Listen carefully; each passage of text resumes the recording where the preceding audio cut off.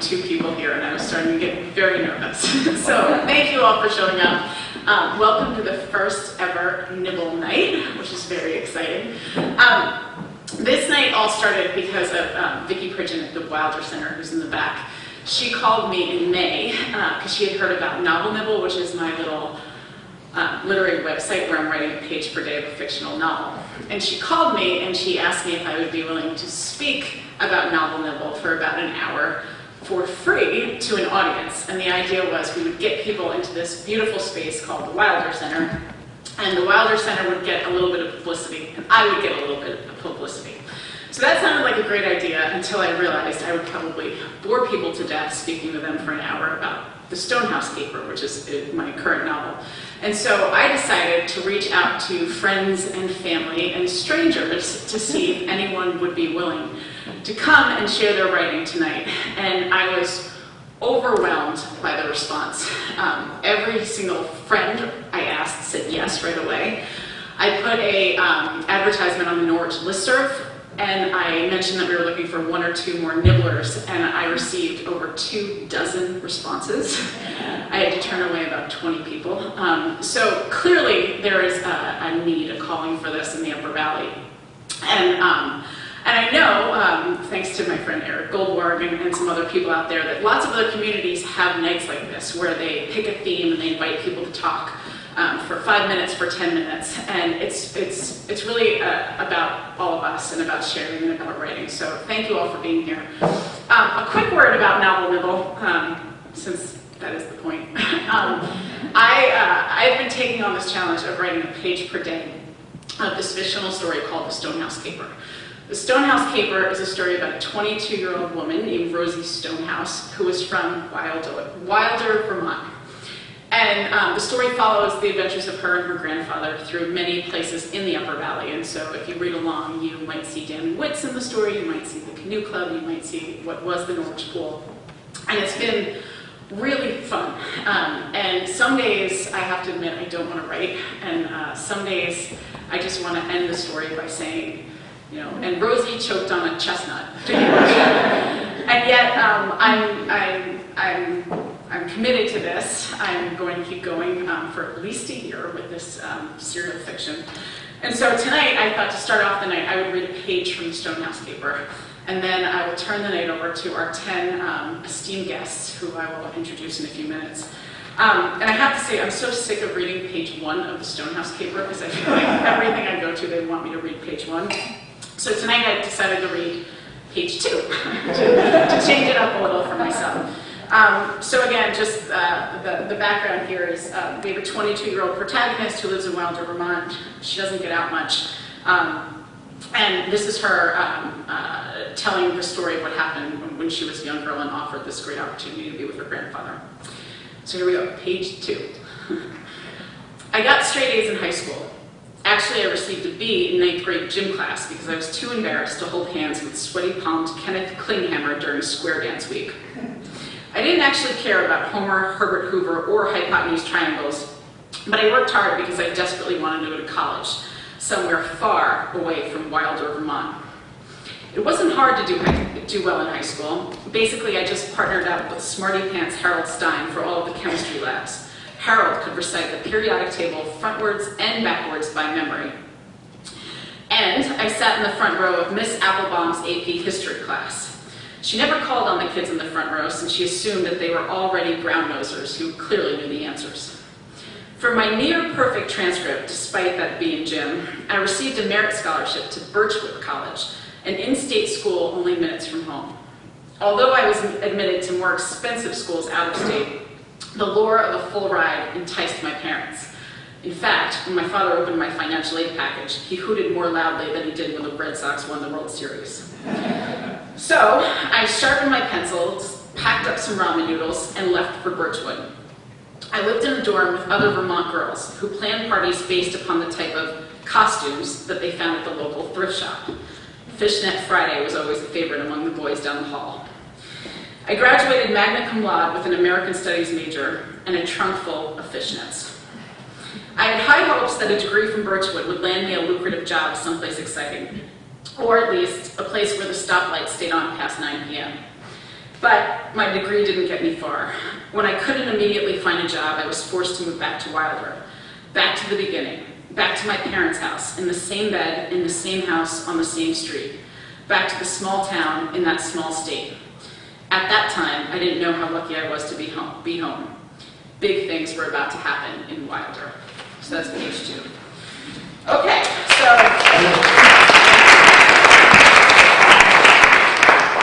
so Vicki, if you'll click the next slide. So this is the lineup for tonight. Now I have to tell you, some of these folks are some of my very good friends. Others I just met a half hour ago. We have a very diverse group of readings, from memoir to fiction to poetry to a blog post.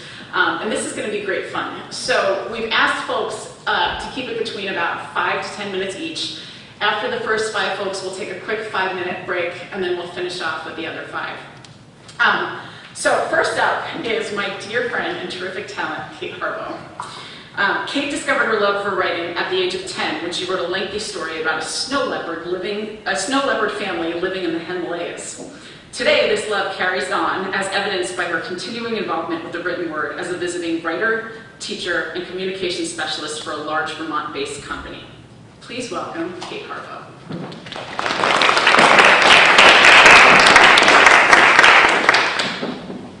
Thank you, Becky. How's the sound? You guys can hear me? Okay. So this is a really short piece. It's actually probably under 2 minutes. If you guys don't like snakes, this won't help. It's resource scary. It's titled An Exceptional Friendship. A woman in Dublin, Ireland has a large boa constrictor for a pet. The boa is her friend and ally. The woman feeds the boa consistently, mice weekly and rabbits once a month. The boa and the woman are good friends. Such good friends, in fact, the boa is allowed to slither around the apartment unrestrained. This makes the boa happy, and in the evenings, he shows his appreciation by curling his large serpentine frame into the covers at the foot of the bed. They lived this way for a long time, until one day, the woman notices an uneaten rabbit in the corner of the boa's cage. This frightens the woman, so she takes the boa to Dr. Steve. Dr. Steve is the boa's favorite vet. He inspects the boa carefully and asks all the right questions. He tells the woman not to worry. Snakes do this from time to time, he says. The woman is greatly relieved as she walks from the exam room with the boa coiled around her shoulders. When she is almost to the door, Dr. Steve adds, "But keep an eye on it, just in case." A few weeks later, the woman notices a mouse floating in the boa's water bowl. This frightens the woman even more than the rabbit, and she worries all night long, imagining the boa, her boa, is dying from cancer. The following day, she takes the boa back to Dr. Steve. Dr. Steve, he's stopped eating the mice too. Dr. Steve asks all the right questions again, and the woman answers them to the best of her knowledge. After a long pause and palpation of the boa's belly, Dr. Steve looks up and says with great concern, "Have you noticed anything different, perhaps strange, about the boa's behavior not related to food?" The woman thinks for a bit as she strokes the boa's head, as she strokes the boa just behind his head. "Well, actually, now that you mention it, instead of curling himself at the foot of my bed every night like he used to, he started stretching himself next to me. I mean, I wake up every night, and his head is on my pillow and his tail is down by my feet. He's quite the long snake, you know." Dr. Steve walks to the sink in the corner of the exam room and begins washing his hands. "I'm sorry. This is going to be hard to understand, but you're going to have to put the boa down." "What? You mean dead?" "But Dr. Steve, why? Why do I have to put my boa to sleep?" Dr. Steve dries his hands on a paper towel and looks the woman directly in the eye. "You have to put him to sleep because he is starving himself. And at night, when he stretches next to you, he's making sure he's big enough to swallow you whole." The end.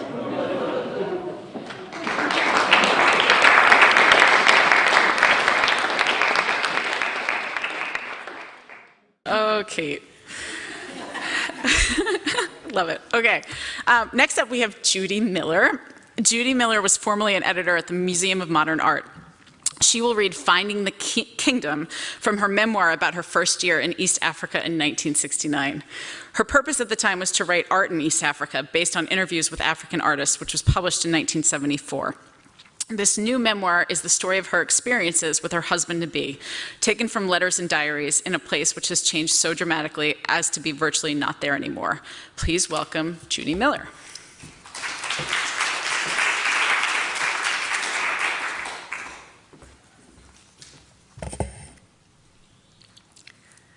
Word was out that new people had moved into the old Holyoke place, and soon the first vendors began to arrive at the back of our house.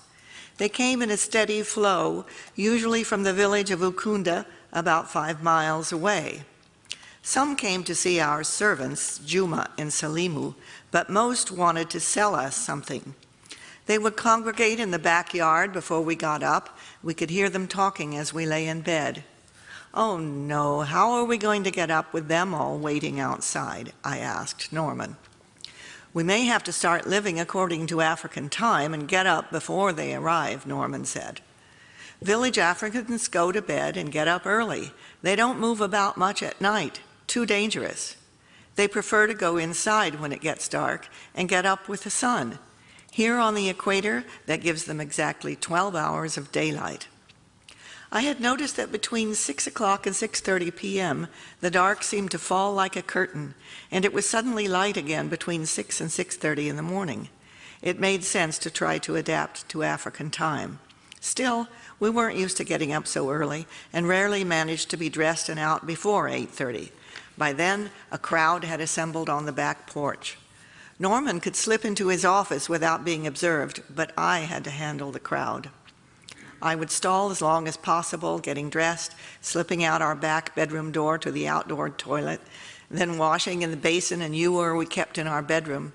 Finally, I would step out through the passage from our bedroom, past Norman's office, to the back porch. A chorus of "Jambo Memsab" would ring out as I surveyed the scene. At first, I signaled frantically to Norman for help, but he pointed just as emphatically to his writing, for which he was being paid. Several fruit vendors had arrived on foot, balancing baskets on their heads and setting up displays of produce on the back porch. Others came on bicycles with kikapu baskets slung across the back wheel.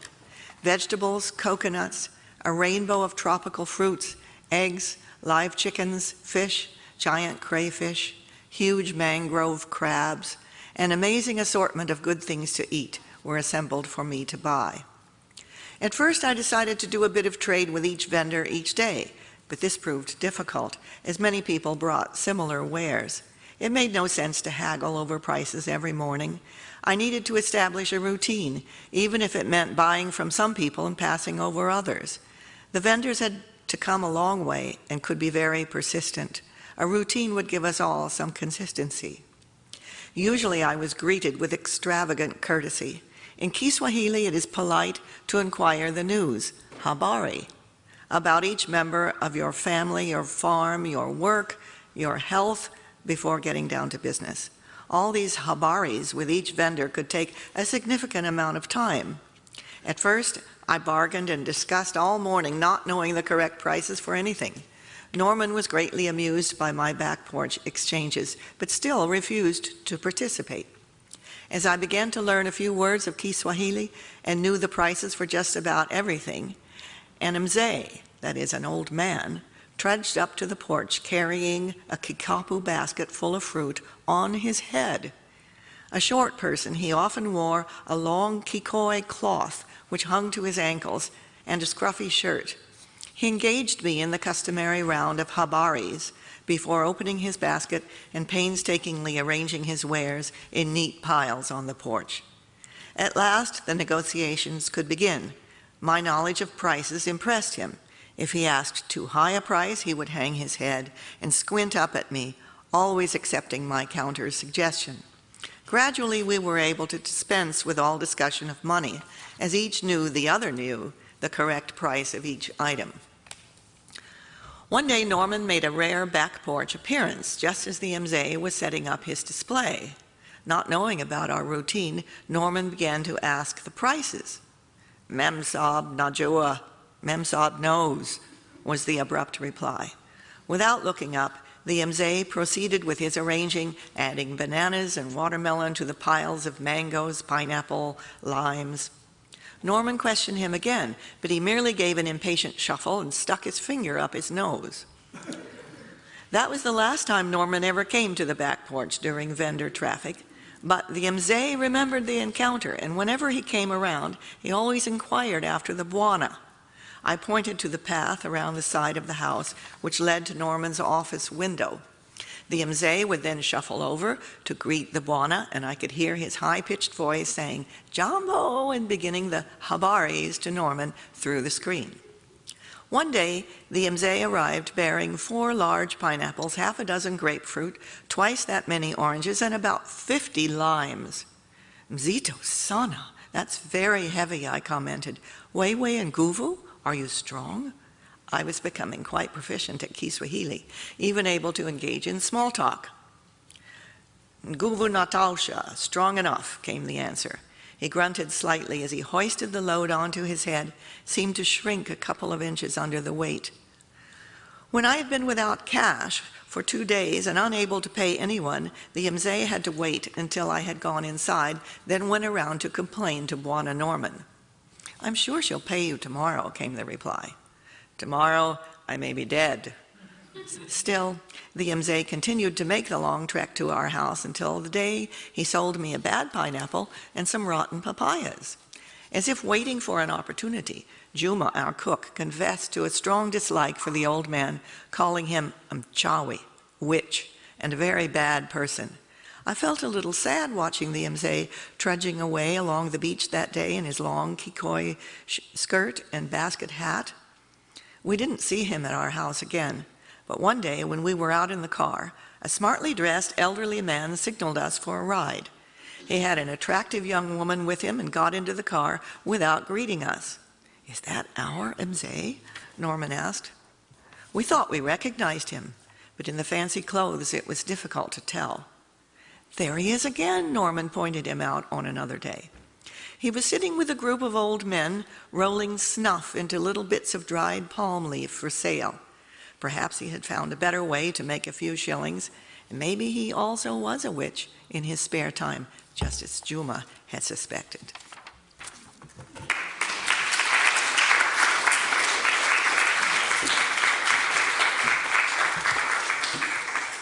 So next up we have Sarah Pinio.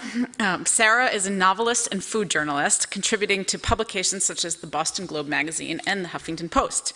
She has published 2 books, one Julia's Child and the other The Ski House Cookbook.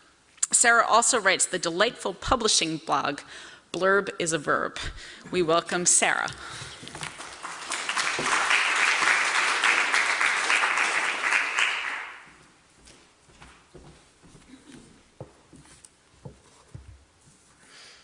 It is 6:17 p.m. and I'm behind the wheel of my car. I'm wearing my lucky pink shirt and my lucky necklace, which people tell me looks like a fried egg. This is going to be a great bookstore visit. I know this because they sent me detailed instructions about where to park. So considerate. This is going to be just the place to beat the odds, right?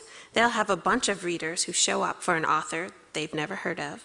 They'll reach out to their secret stash of people who have nothing better to do on a Thursday night, and 15 spare dollars and an interest in comedy, motherhood, and organic food.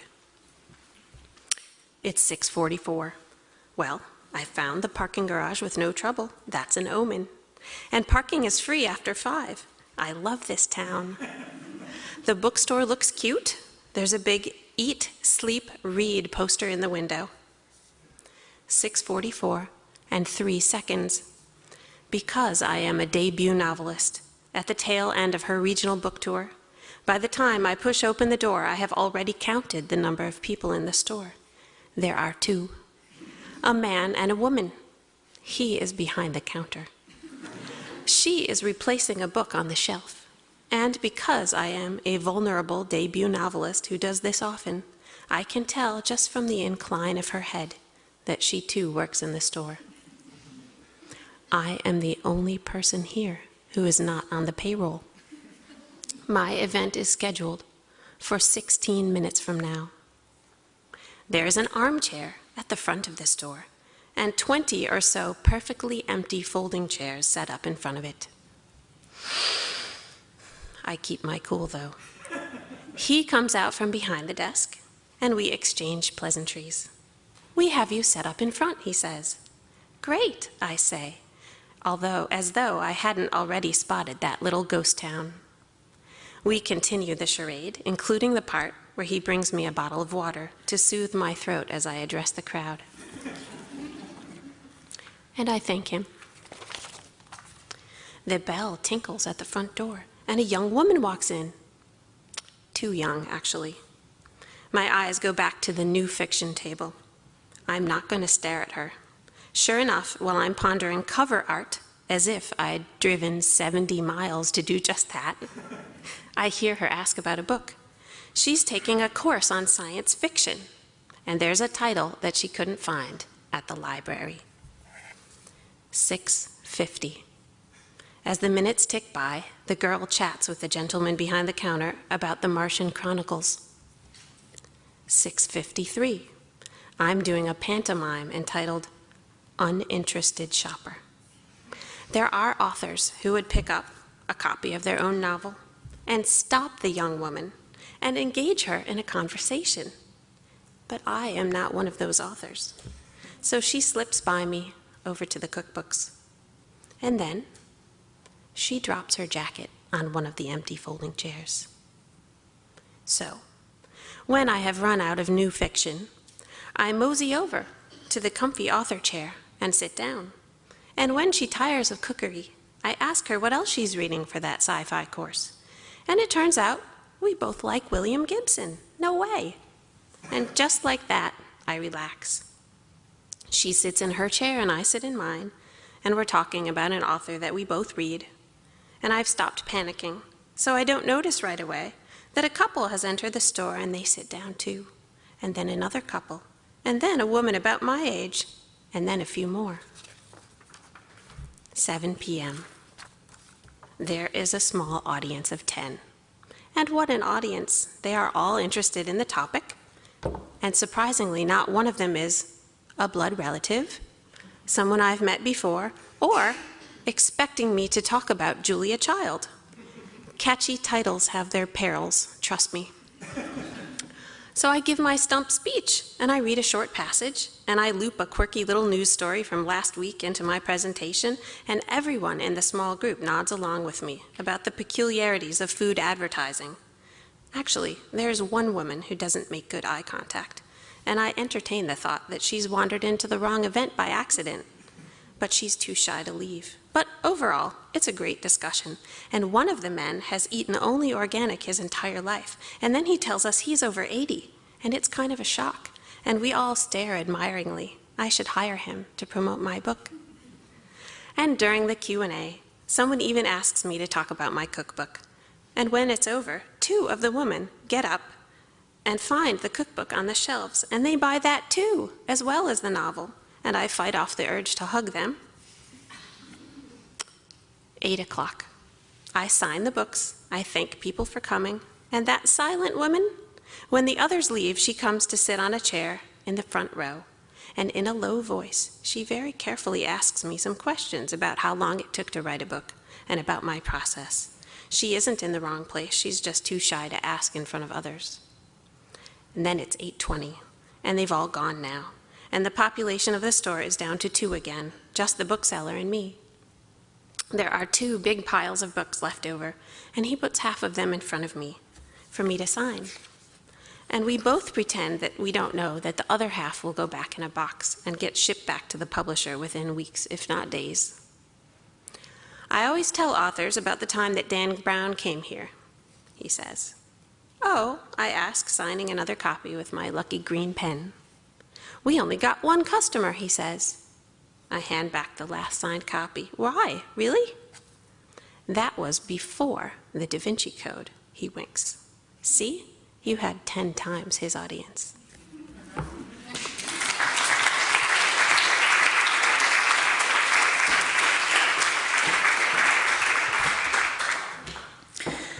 Next, we have Mary Fowler. Mary was raised in small-town Massachusetts and New Hampshire and did not start out a writer. A teacher, librarian, and then a public health nutritionist, she did not give herself permission to write until very late.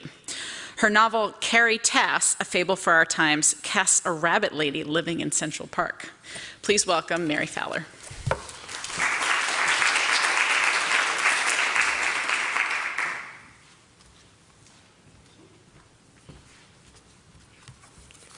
This piece is not from Carrie Tass.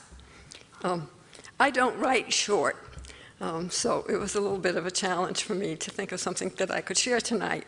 But I knew immediately, actually, the piece that I would choose, because this piece is about somebody who's a real person and was alive when I first wrote it in 2004, and I couldn't publish it because he was alive, and it wouldn't be fair to do that, I thought.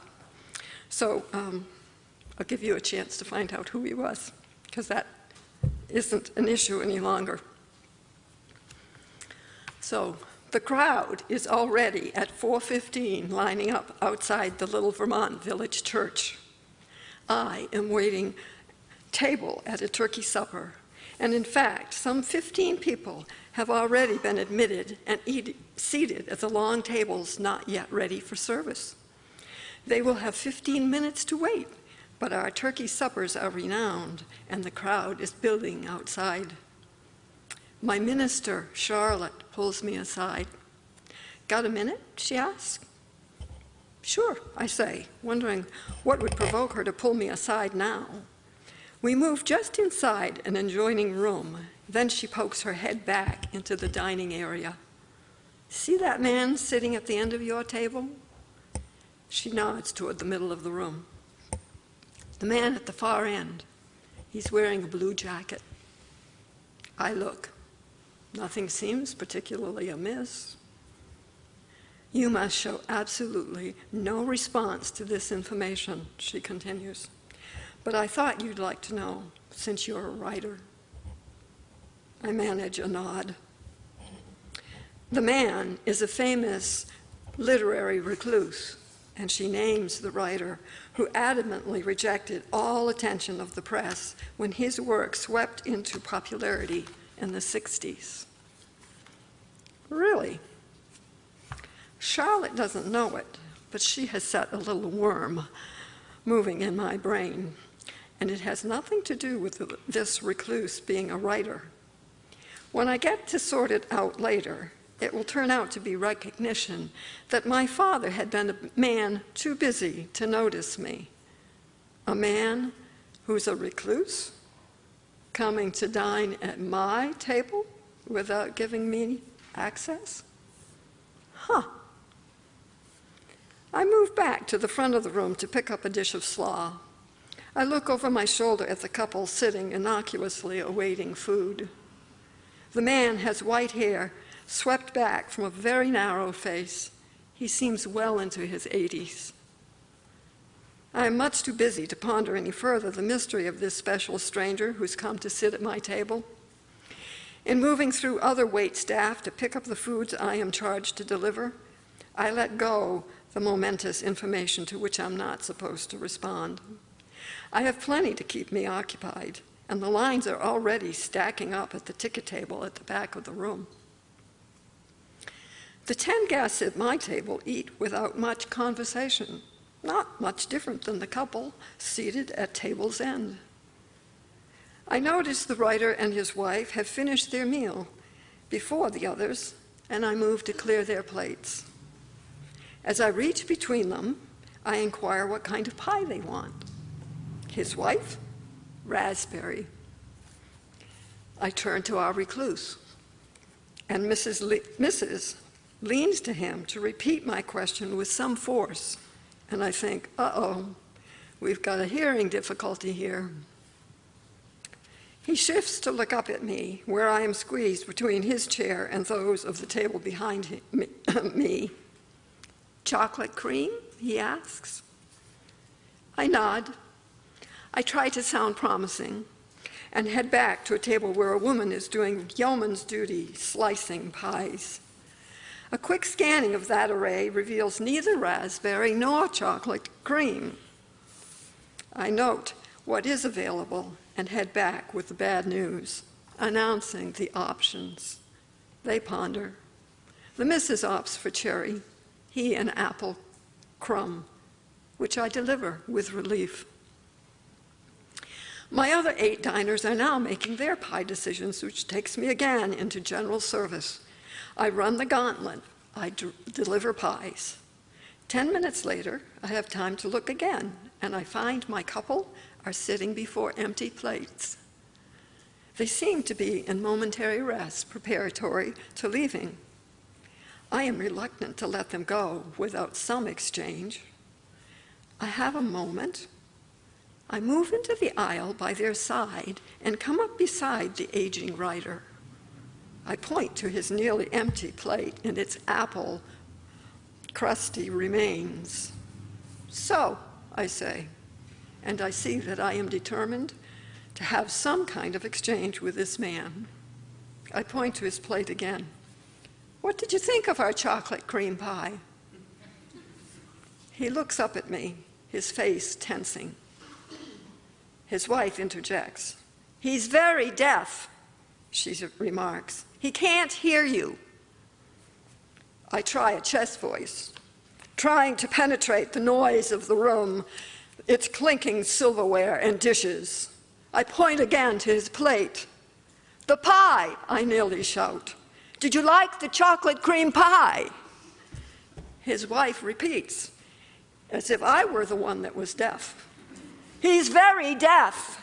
He can't hear a word you're saying. I do not look at her. I stand waiting for God to transmit my need to make contact with this inaccessible man.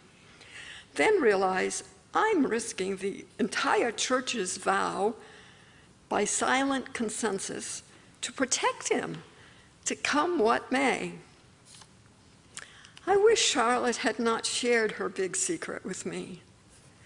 I begin to move away, but his words are coming now, and the smile begins to wrap, to seep into his face. His mouth opens, and I hold up. It was quite good, he says, very constrained. Then radiance blooms in his face, and he adds, but somebody gave it the wrong title. And his smile, I swear, wraps 360 degrees, and I find myself suddenly afraid of my success and shocked by his use of his craft's jargon. In his attempt to find wit, he used the word title, not label. He risked revealing who he is. In only one split second more, I could be pulling up a chair and inviting his opinion of modern fiction, inquiring what authors he reads these days and whom he finds worthy. I do not know what acknowledgement to put on my face. I hope his delight in this little exchange, which has whipsawed throughout his face with light infusing its narrowness, almost lifting the pure white hair crowning it, has found some echoing response in mine. I begin to bow in Japanese silence, but I'm afraid I'll reveal I know who he is and to whom I've been serving turkey and pie. I suddenly stoop, my butt touching my heels, one foot forward, as if I'm going to tie a shoe. I look up and catch his eye. I wink. Contact.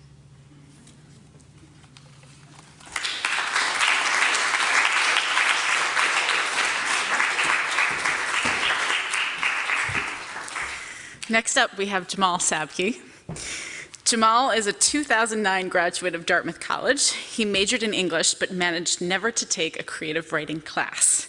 This is his first time sharing his writing with the public. We welcome Jamal.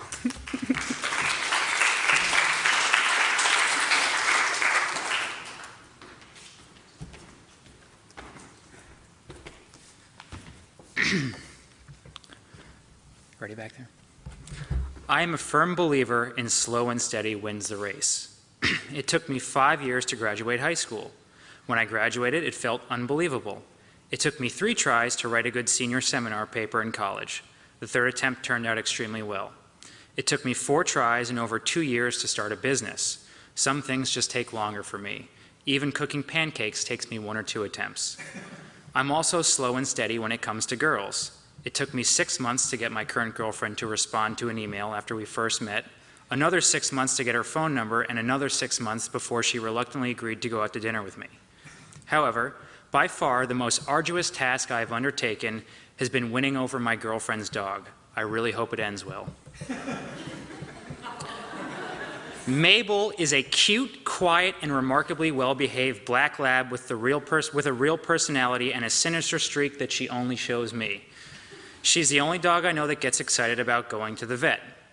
The first time I met her in December 2010, she gave me a dirty look and then chewed a shirt she pulled out of my bag in the middle of the night.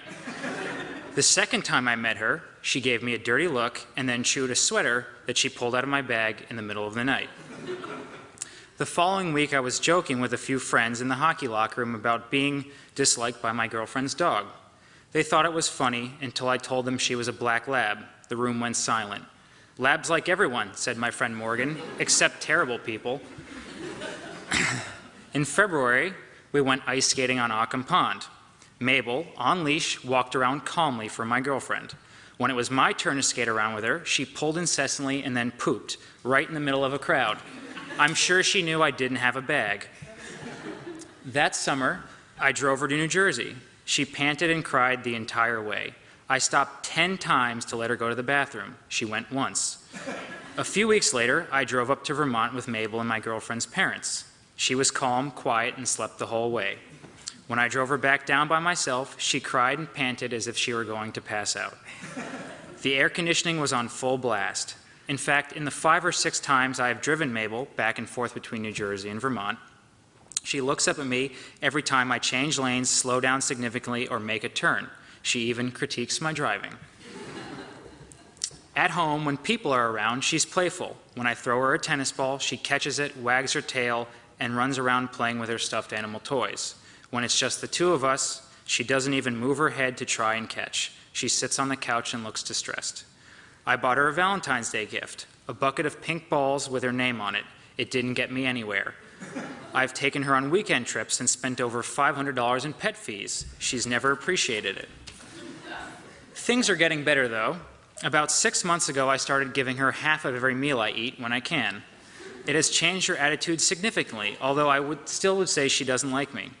It's a good balance, however, and I'm happy with it. The last car trip to New Jersey we took, easy as cake, because she had an Egg McMuffin for breakfast and a 6-inch roast beef with cheddar sandwich from Subway for lunch. It's funny, I wasn't even hungry, but I stopped because I knew she was. The other night, when my girlfriend wasn't home, Mabel sat on the couch next to me. I didn't have any food in my hands. I didn't call her to jump up on the couch. She didn't smile at me. Her tail didn't wag, but she didn't hop off the couch either. We just sat, boyfriend and dog. I think we're going to be okay.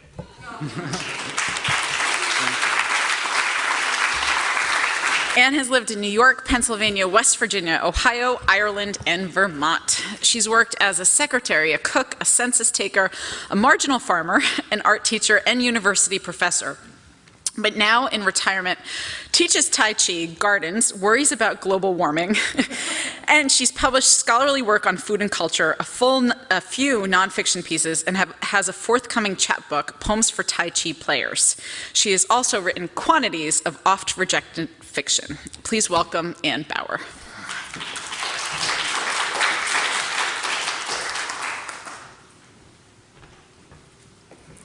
Thank you. And we even get a podium, which is great, if I can see what I'm reading. Okay. My husband was in his Zen Buddhist period. He'd been a seeker after religion for some years, studying with a Catholic priest for a few months before rejecting the man's rigidity, trying for a while to make do with the zeal of teaching and writing poetry, and then latching onto Zen. With him, I attempted to sit zazen, each of us facing a wall, cross-legged and perched on our special bun-shaped brown cushions, silently counting our breaths. Breathe in, breathe out. Let the thoughts go. Breathe in, breathe out. I tried. I really tried. I loved the cryptic koans, the sound of one hand clapping and all that, but finally I left him in the bedroom alone to meditate and went back to the garden, where squatting or bending, sitting with hand hoe or standing with long hoe, I weeded. Quietly, methodically, lost in the summer sun, the sounds of the landscape floating around me. A woodpecker's rattle against a tree, distant trucks on the highway, chickadees piping, the thrum of a riding mower from our neighbor's lawn. My younger daughter whacking a volleyball, practicing her serve. My son working out guitar chords on the patio. No sound from my older daughter inside, curled in a chair, lost in a book. The steady shuffle of my feet, the rhythmic movement of the hoe. Lost in this meditative state, my mind registers which is bean plant, which is weed, but it's a kind of instinctive knowing that guides the hand and hoe, body and tool easy together. I'm at the end of the bean row and begin on the tomatoes, a dozen or so plants in their woven metal cages, big and sprawling, vigorous. I reach out to fondle a leaf, to receive on my fingers that distinctive tomato foliage smell that signals high summer. But then I see the leaves are mauled, chewed horribly, and then what the? And I scream! It's a Fay Ray and King Kong's grip scream as I see the horror before me. An inch thick, 4 inches long, tomato leaf green, chomping away, the red horn on the end of its body, wiggling contentedly as it eats. Avi drops her volleyball and runs over. Ike puts down his guitar and is there in a flash. I can't speak, can only point. "I'll get Dad," Ike says. Avi, who when younger was quite fascinated with insects and even killed and collected specimens, displaying them on pins in a neatly organized box for a school project, is just as horrified as I am. "Rach has to see this," she says, and leaves me there with the monster. Time holds up as I wait for my family to gather. At least I'm not screaming, just standing there, paralyzed, hoe in hand, as if expecting the horrible green thing to turn on me. "Jesus," my husband says, "that is a big one. That is a big bug." "How are you going to kill it, Dad?" Ike wants to know. He's not a bloody-minded kid, but there is an eagerness in his voice. "Me?" Roger asks. "I don't kill things." And I swallow, remembering that since he took up Zen indeed, Roger won't kill anything, neither fly nor wasp, mosquito, nor in this case caterpillar. Not that he's given up meat, oh no. Someone else gets to kill that in some other location. I will have to be the executioner. I will have to act brave in front of my children, not reveal how revolted I am at the thought of touching this gigantic caterpillar. I am the gardener, and this is my duty. Roger turns tail, returns to his meditation or grading papers or TV, and the kids stand there and look at me. I tell Rachel to get clippers from my gardening basket at the other end of the plot. I tell Avi to find a flat stone and Isaac to find another that can serve as a kind of hammer. I watch the caterpillar eat, silently telling it, "You are the enemy. You are eating our food and you must die. You may be part of nature, but so am I, and that's just the way it is." Telling myself, it's just a bug. Big, yes, but just a bug. And then it's time. Avi places the stone she's found on the weedy ground near the damaged tomato plant. Isaac holds a rough rock, somewhat oval, about 6 inches long. Rachel hands me the clippers. I cut off the stalk on which the fat green caterpillar is munching, and it doesn't even stop eating as I carry it over to the flat stone and lay it down. Give me the rock, I tell Ike, and when he does, I smash it down on the enemy, appalled at the way its guts squish out. The same green as its outside, and I smash again and again, the kids squealing in fascinated awe. When I'm finished, all that's left is the creature's red tail horn in a puddle of green slime. Thus was completed the first of many executions I would perform on a garden pest my kids and I named the Squish. Now my partner Jim tells me that when he kept chickens, the tomato hornworms were one of their particular treats. So maybe the next time I come upon one or two, after my initial shock and lip-curled disgust, I'll throw them in a bucket with some tomato leaves and give them to my neighbor for her chickens. Or not. Could be I still need to murder the brutes.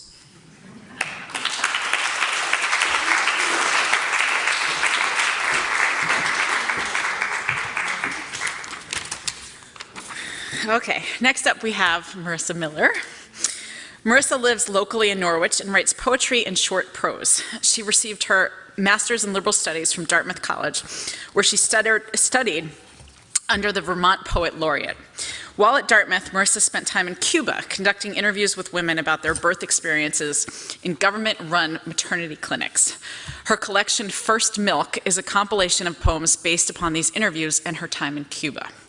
When she's not writing or working, Marissa captains the Upper Valley Vixens roller derby team and co-directs a dog rescue organization. Please welcome Marissa Miller.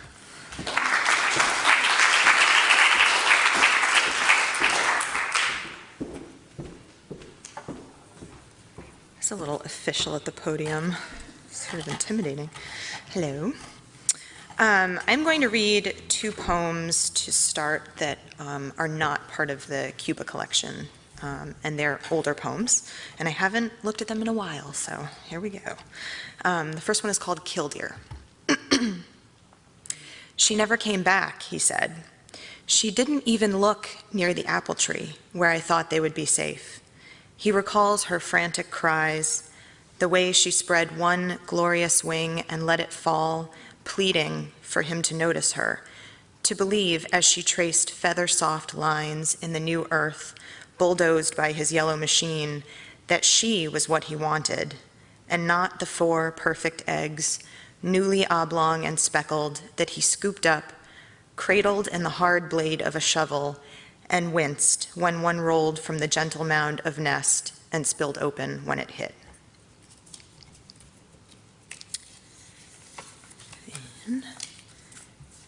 The next poem is called In the Valley. When the truckers were boys, they dipped stick poles into wide blood brook, snuck the Chevy out of the hay barn, chased Holsteins in fields still whole and green and good before the interstate. They held their first girls close with arms thick and tanned, felt the seductive blood rush of proud youth before leaving for the heat of Vietnam. They returned, 20-something, changed, new faces at the gas pump, old-timers buried in the Rocky River plain. The welcome was near silent. They wake early now in the standstill darkness of February and rev their 10-wheelers to life. In their simple beds, decent women sleep. They lip cigarettes, soak them through, and wait at the pit until the scales read 36,000 pounds, 36,450. They don't mind the jagged river stones that put them over. The money in town is young and not their own. An insecure cop with a pistol feels a middle-aged power, flashes lights at the rigs, pulls the truckers to the side of the road, and notes the weight of river stones. Only the stones, not the total load. And as Becky said, I did spend some time in Cuba interviewing women in the Cuban government-run maternity clinics about their childbirth experiences. So the next poems that I will read are from my collection. So here we go. This is called 1965 Volkswagen for my hostess, Mercedes. The world is white leather and chrome. Avenues smell of garaged privilege, maintenance. Gone are the street dogs, starving and skittish, the boys begging for pesos, the toothless lady with cigar but no shoes. We blow out of city limits, cross into Marianao, where people seem to mosey, sack of groceries, child by the hand. It's been years since you backed onto your Vedado street, passed through the gears, held the metal, the movement. You know this car, Merci Lupe, as you knew your son the moment you smelled his new skin. At the wheel, you're 22 again, wild and dark as a jungle, devouring the highways, knowing wheels on the road.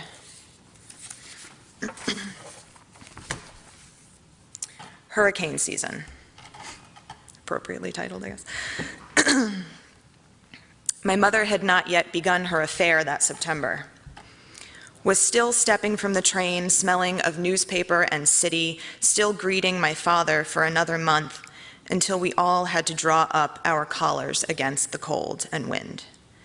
There was still enough time that fall for Gloria to slam her way north from Cape Hatteras, sweeping into our harbor, furiously beating at the seawall, dropping wires in neighborhood streets. The lawn drowned in rain, turned dragonfly iridescent, when electricity rippled through downed lines. How could I have known then that wind still insists upon bare skin, that water carves troughs through tropic streets, that destruction has no essential love for the middle class, but will rip away at those things we fold into fists more than 1,300 miles and 23 years from the eye of the storm. People scatter like chickens, like bone-thin dogs, like any other animal seeking shelter against the downpour. At a vacant eatery in Varadero, I ducked inside, slipped a peso into the jukebox, listened numbly to the crooning until it let up. Morning landscape. Because you invited me, I should have found your apartment. Left before dark to hail a cab to that old city where you said you lived, you, the baby, unborn, a boyfriend, a friend's child, all in one place. The friend, you said, had left for Spain. The child remained, one pink taffeta dress, one pair of cotton shorts, one blue t-shirt, sandals, hair to braid each morning, toes to wash before bed. As real as Havana's milky orange sunset, the child remained. No work, the mother left her child. I had your address scribbled, tucked into a corner of my pocket. I lay on the bed in the rented room and watched a place on the ceiling to see what if it would move, if the break in the plaster that reminded me of every old New England wall, broken, mended, then broken again, would give. I did not go to you. A man on the street brought an Impala to life, propping the massive hood with a stick and leaning into the gaping mouth. He burned a finger, swore, then rejoiced at the smoky shore proclamation that, yes, it would run for one more day.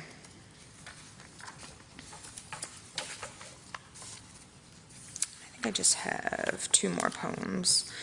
This one is called Dinner with the Hostess. Don't grieve for the living, she says. There is chicken for dinner, a pile of thin bones, bright tomato.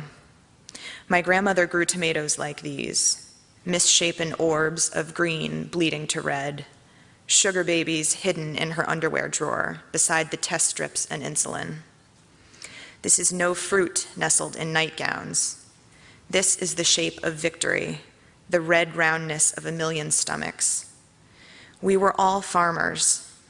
Our neighbors had 9 children. One day, the 4th child was missing his arm. What I tell you is true. They cut it from him so that he might beg.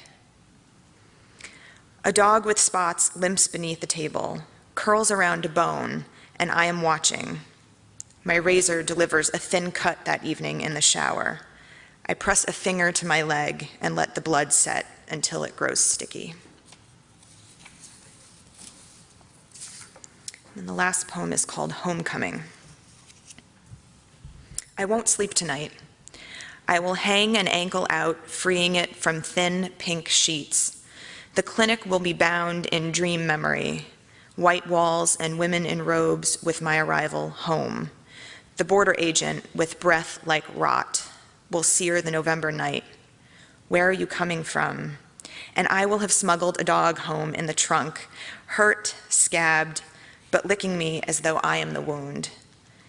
The ankle freezes, no, the toes, which are bare and stepping through sleet towards sterile white light. The border crossing, no, the clinic. Inside, women sew, watch CNN, bombs exploding crystalline Iraqi sand, and dark-skinned babies bound to the backs of mothers whose eyes, pools of night, are visible. I am handcuffed, given a robe, my voice recorder slips between my breasts from the bra that kept the secret, falls to the floor and shatters. It is made of babies. They fly with the bits, plastic, microchips, sliding towards the brown feet of the mothers who lay stitch over stitch and offer hollow visage to the TV screen. My face is wet, my ankle has sought a blanket. When I reach for the lamp, my fingers find plantation wood nightstand, heavily carved. There is no lamp.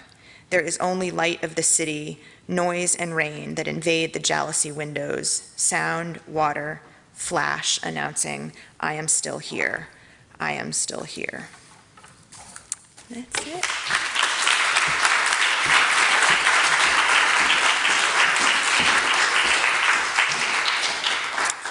Next up, we have Adria Baylin. Adria is originally from Brooklyn, New York, and attended New York City public schools. She has a Master's of Science in Leadership from Northeastern, and she completed her undergraduate experience at Susquehanna University with a Bachelor of Arts in Communications, Public Relations, and Psychology. Please welcome Adria.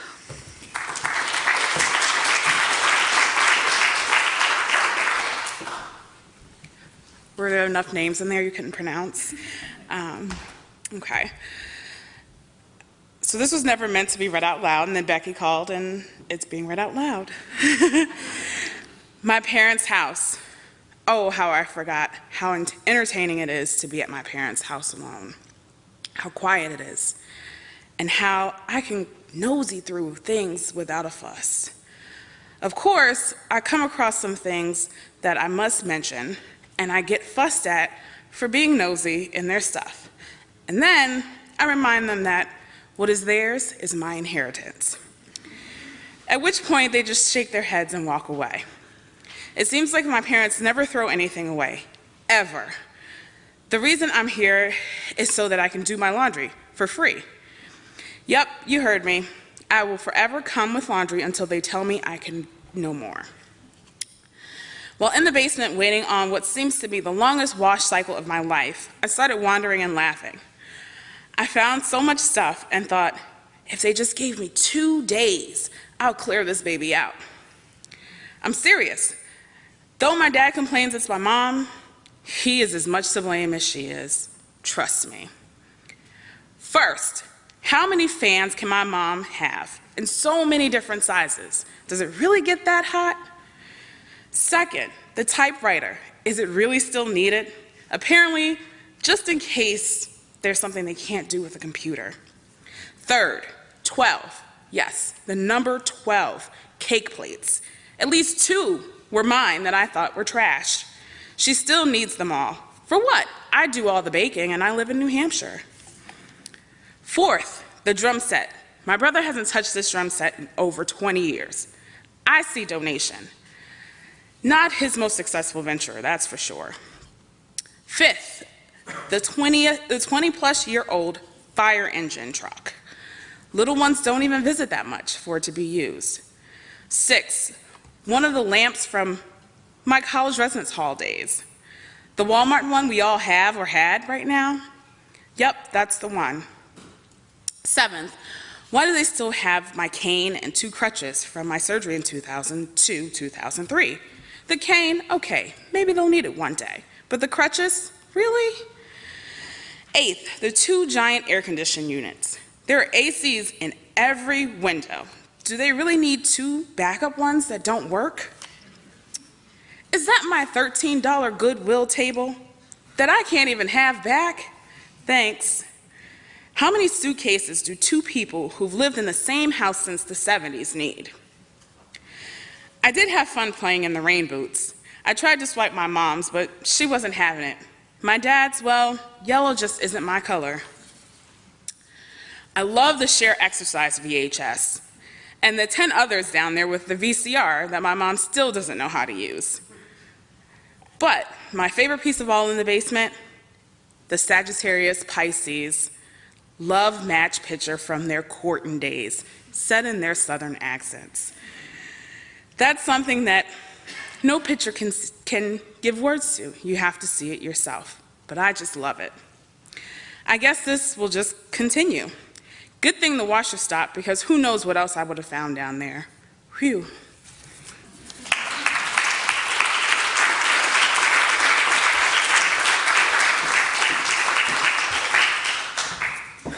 Next up, we have Catherine Britton.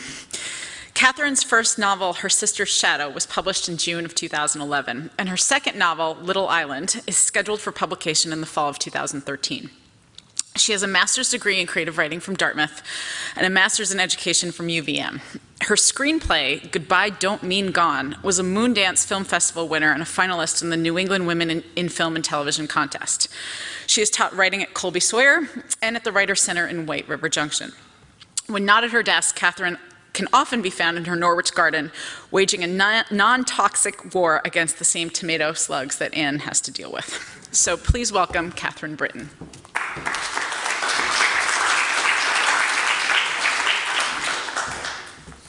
Thank you very much. And I really do want to give a shout out to Becky. I mean, it's real testimony to her enthusiasm and generosity to be asked to come and talk about your work for an hour and then invite 10 friends to come with you and talk too. So thank you very much for this opportunity. I really appreciate it.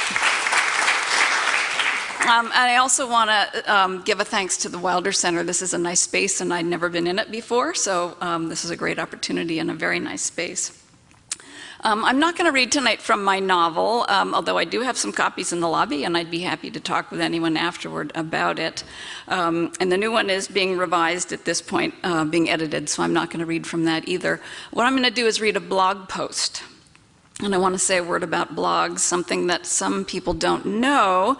When you're a mid-list author, which is most of us, everyone who's not at that tiny, pointy little top of the pyramid, while the publisher does a lot for you, they edit your book, and they copy edit your book, and they design cover art, and they design the book, and they print the book, and they distribute the book, they don't really market the book for you. They don't publicize the book for you, so that's pretty much left up to the author to do, which is why you see us all tweeting and wanting you to like our books on Facebook and shilling our books in community centers and blogging. And I was sort of a reluctant blogger, I have to say. I didn't really understand what it was, and but I finally came to realize that blogging really is just another opportunity to write. It's another venue for writing. So I started a blog, and it's called Right Sized, and I write about topics that interest me, which are writing, gardening, dogs, and by the way, nice tip, from now on, whenever I do a reading, I'm bringing a slide of a really cute dog, and I'm going to have that show, dogs, and life in Vermont. So I don't blog very often. Hardly anybody reads my blog posts. Nobody ever comments. But I do it anyway, because the publisher wants to know that you have a Facebook page and a blog, and you can tweet and do all those things. So I started to think about this piece that I'm going to read about a year ago, right after, shortly after Irene hit. And I didn't write it until this summer, and so it seemed really appropriate. Here we are at the anniversary of Irene and Katrina, and Isaac is raising Cain down in the Gulf right now. It's called A Bridge to Somewhere, And here we are in the community center, and it really is about community. So, a bridge to somewhere. I used to walk my dog along a mowed path through a field near my house. At the end of the field, a small wooden bridge led across a stream and connected that path to a trail on the other side. This trail cut through a glade and fed into another, larger field, used primarily by the town for organized sports, but also by townspeople to fly kites, hit tennis balls, watch their children play on swings, picnic, or, as I regularly did, walk a loop with their dog. We skirted the athletic fields on our trail, following the shoulder of the stream spanned by that small wooden bridge. Making our orbit, Maggie and I inevitably met other dogs and their humans. Usually one of us reversed direction, being more interested in having company than in covering new ground. Pip, a Jack Russell Terrier, liked to play soccer with a hard plastic ball, kicking it with his front legs or pushing it with his nose as he ran, frenzied, down the trail. He did this in all weather, occasionally losing the ball in the tall grass of summer or in the deep snow beside the trail in winter, the trail itself having become as hard and slick as a luge track. Deuce, a Shih Tzu, had a fetish for tennis balls. If we took our eyes off him for even an instant, he tore back to the tennis courts, scouting the perimeter for stray balls, which were then impossible to pry from his tiny jaws. Maggie and I looked forward to these encounters with these two, as well as with Willie, Finnegan, Emma, Pearl, and dozens of other dogs and their people, whom we met along the trail. The dogs roughhoused while the humans strolled, discussing the weather, town politics, and family matters. Hurricane Irene put an end to these casual encounters. She eroded the trail along the brook through the glade to such a degree that the property owners deemed it dangerous, took down the bridge, and barricaded the trail. Without the bridge, the loop was broken. Friends that I had made and looked forward to catching up with, I no longer saw. Maggie and I now parked at one end or the other and walked as far as the glade connecting the two fields. There we were forced to stop and turn around like salmon confounded by a dam. Discouraged and dissatisfied, we'd head back to our car, our walk truncated. Eventually we stopped going altogether. Ours was a small loss compared to what many suffered, but it was, nevertheless, significant. The bonds that we had forged, the connections made, were gone. And it struck me what a big difference a small wooden bridge can make in a community. Caused me to take a closer look at other such bridges, newspapers, the post office, the general store, town meeting, and wonder what will become of us when these are all gone too, as it seems they one day might.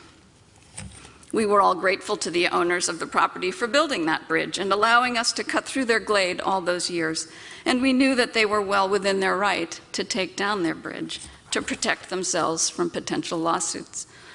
Perhaps they had simply grown tired of us parading across their land and used Irene as a convenient excuse. That was their right too. But I wonder if they know what an important role that humble structure played, how many lives and relationships were affected when they took it down. And I wonder what structures I unwittingly provide for others that I might decide one day to take down, having become too tired or fearful to continue to maintain them. It seems worth taking a look, because some bridges, no matter how small, lead somewhere very important indeed.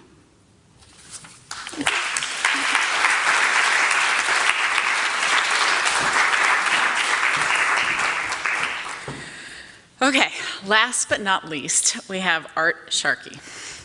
Art was born in Philadelphia, and in his high school years, he became the varsity swim team manager, an after-school employee at a Big Brothers camp in Central Philly, and a counselor at Biggie's camp in the Pocono Mountains. These jobs, the people he met, and the experiences he had were the happiest of his teenage years. He sensed that working with young people in training, teaching sports and the arts would be his calling. This goal he pursued at LaSalle College, graduating in 1960. Art worked in the field of education on many levels and in numerous locations for 40 years. He's married 42 years with 2 children and 4 grandchildren. Please welcome the fabulous Art Sharkey.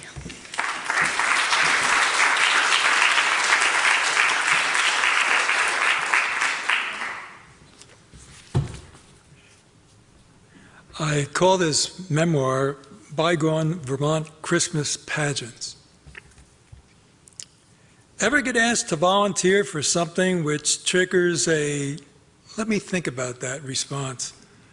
I have, but got involved anyway, and I'm left with memories of those events which I just assume forget, but can't, because people still talk about them and my part in them. Let me explain. From 1979 to 2003, the Sharkey family lived in North Thetford, Vermont, off Route 5, adjacent to the public boat landing by the Connecticut River. They owned and operated the Stonehouse Inn, a small bed and breakfast facility on their 18-acre property. Their huge barn sat beside the inn, closer to Route 5. In the early 1990s, a new pastor at the Federated Church in the middle of the village wanted to start a nativity pageant one Christmas and asked the Sharkeys if the congregation could use the barn at the inn for the setting of the manger scene. The Sharkeys okayed the request and helped prepare the barn with fresh bales of hay, theatrical lighting, and assigned spaces for animals which would be brought to the scene. The pastor chose the cast of players, mostly children of the parishioners. Participants included angels, shepherds, the magi, sheep, goats, and the donkey that would be used in the setting. Once the cast was chosen, a group of ladies from the church made the costumes and props used by the various characters. Lots of planning and collaboration took place. The pastor walked the actors through a rehearsal several days before the actual enactment. The day was scheduled, and at the Sunday service before the pageant, the pastor explained to the congregation the role they would play. Everyone would meet at the church. Joseph would lead Mary, sitting atop the donkey, from the church parking lot down Route 5 toward the barn and in. The parishioners, carrying lighted candles and hymnals, would follow about 20 feet behind the donkey. The couple would be turned away from the inn and be pointed toward the barn by the innkeeper. Mary and Joseph would then go inside the barn, and the congregation would follow to the main barn doorway. The practice songs would be sung, prayers said, and Jesus born. That was the plan.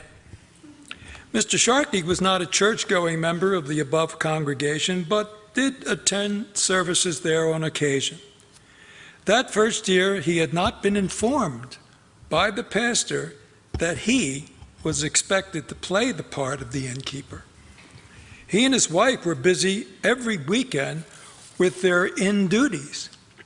On the night of the pageant, he was working in the kitchen and happened to look out the kitchen window by the back door. It was early evening, and coming down Route 5 was a parade of some 170 people with candles lighted, led by a little guy pulling a donkey, on which sat a girl wrapped in a robe and veil. The little guy stopped about 10 feet from the inn's back porch, handed Mary the donkey reins, walked up onto the porch, knocked on the door, and then stepped back a few spaces.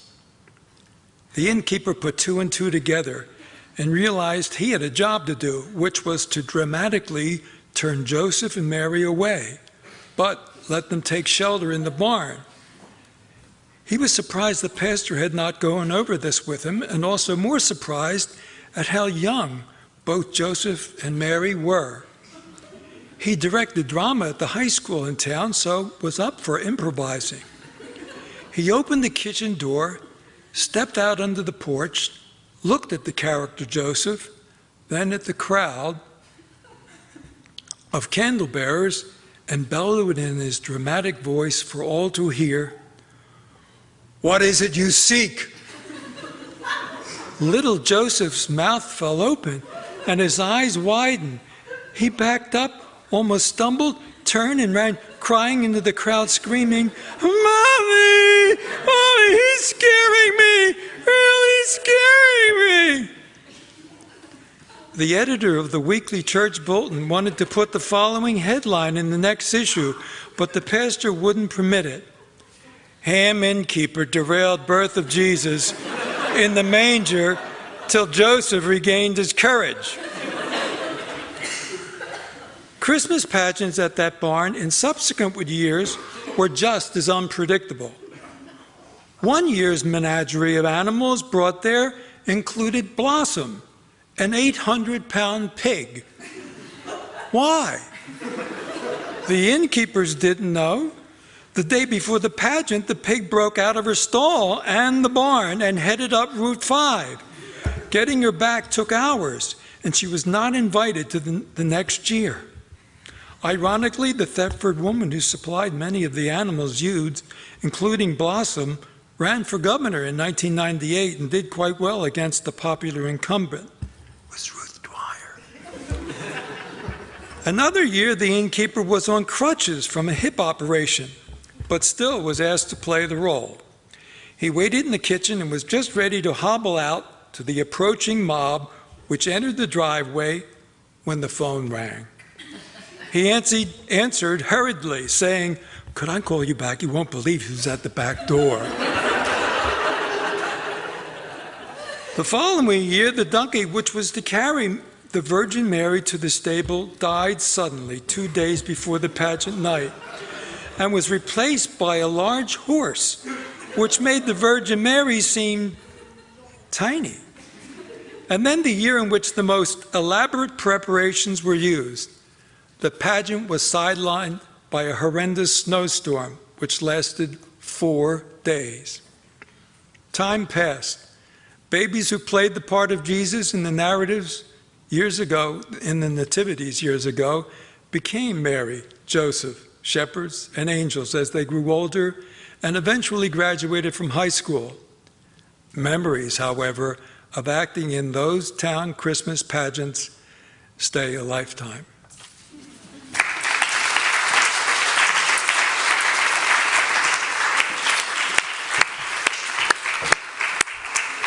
Thank you all from the bottom of my heart for showing up tonight.